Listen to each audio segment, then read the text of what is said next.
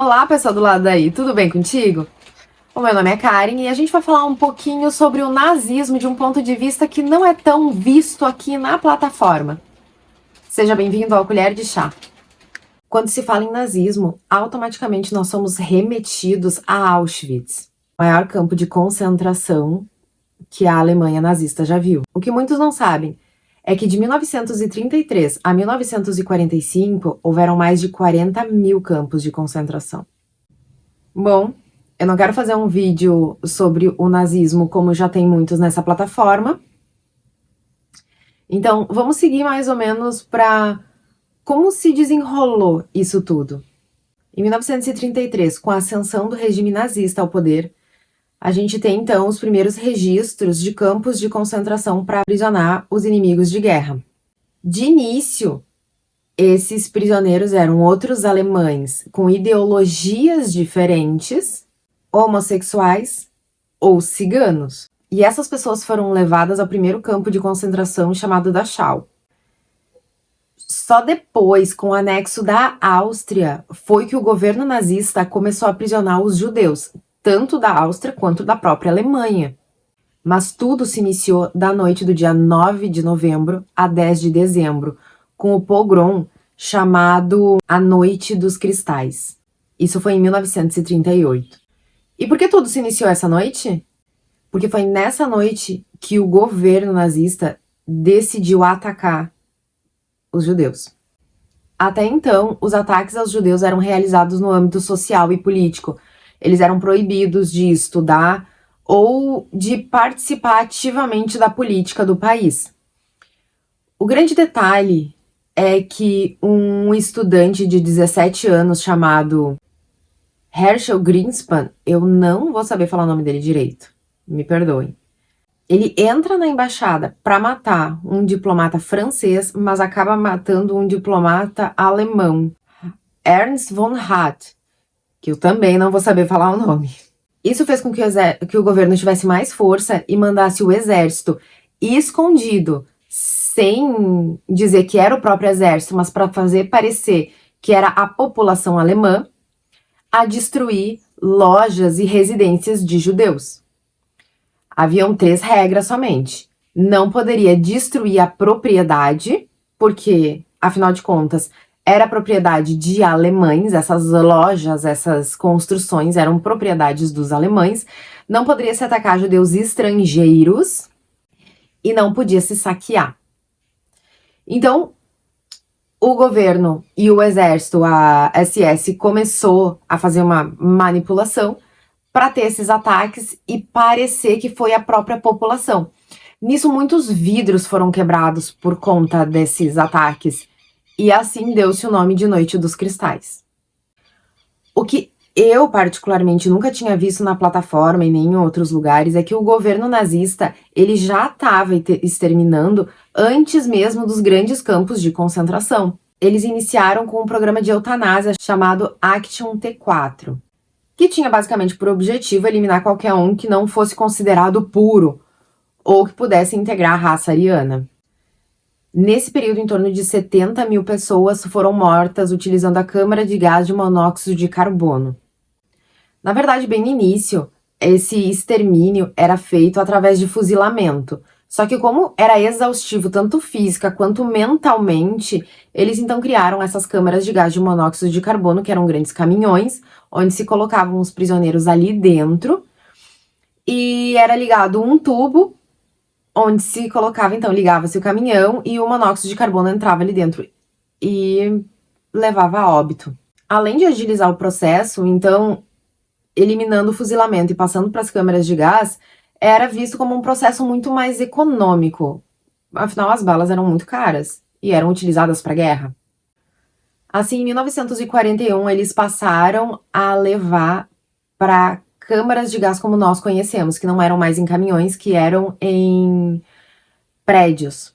Até porque tinham os crematórios ali junto, ficava muito mais prático para eles. Nesse ano, então, eles iniciaram em Auschwitz I os experimentos com Zyklon B. Esse Zyklon B ou Zyklon B é um gás de ácido cianídrico usado como inseticida. Ele não tinha cheiro.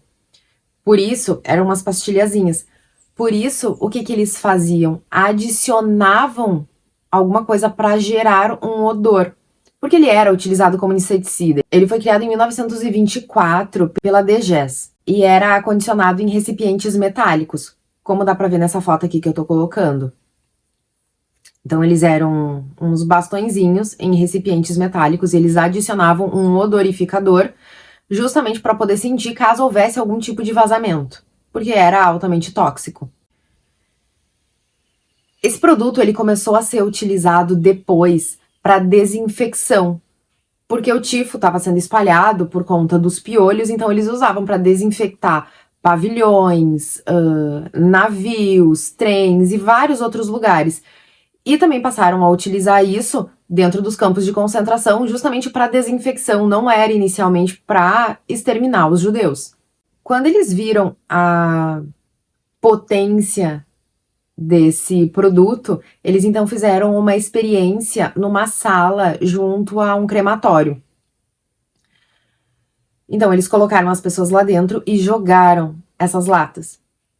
Deu super certo. As pessoas eram exterminadas muito antes do que com o gás normal de monóxido de carbono.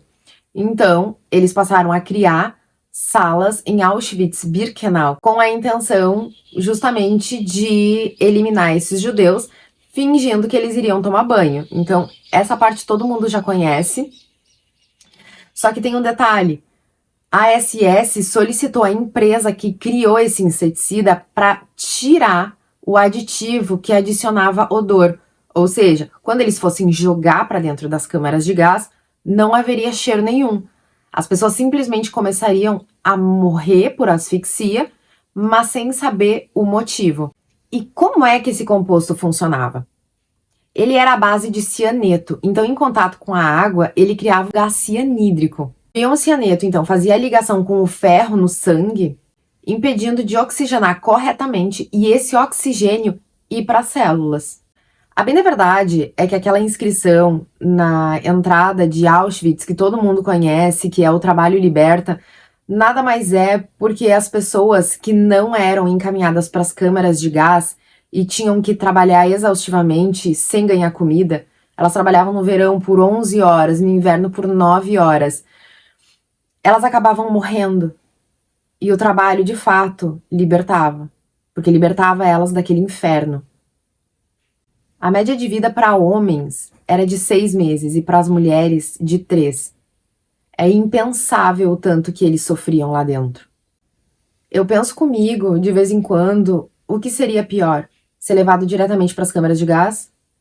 Ou viver o inferno de ter que repetir dia após dia trabalho e falta de comida? E doença, e maus tratos. Eu sinceramente não sei o que seria pior. Se colocasse uma arma na minha cabeça e dissessem, Karen, escolhe. Eu não faço nem ideia. As pessoas que saíram vivas de lá, elas têm todo o meu respeito. Viktor Frankl, que foi um sobrevivente, ele relata no seu livro Em Busca de Sentido, justamente que ele conseguiu sobreviver ao campo de concentração porque ele encontrou sentido na vida dele. E que as pessoas que acabavam por se matar, elas não aguentavam mais, elas não viam sentido em viver, em estar ali, em ter alguma coisa para fazer, em achar que eles iriam sair. Ele acabou criando então a logoterapia, que é uma terapia utilizada até hoje, que é justamente o achar um sentido para a vida. Foi uma grande contribuição que saiu de um experimento e de um governo horrível. Agora, sejamos sinceros, o nazismo como um todo, a criação dos campos de concentração, nada disso foi aleatório, nada disso foi se desenvolvendo conforme o governo ia querendo criar coisas. Esse antissemitismo, ele já existia, e o governo nazista só se aproveitou. Ele já criou. Hitler, durante todo o processo político dele, já falava em campos de concentração para judeus. Então, a ideia de exterminar os judeus e criar uma raça ariana já vinha muito antes de ele mesmo conseguir entrar ao poder.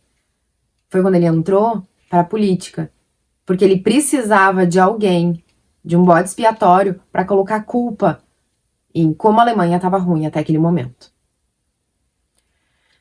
Bem, isso foi um pouquinho da história do nazismo.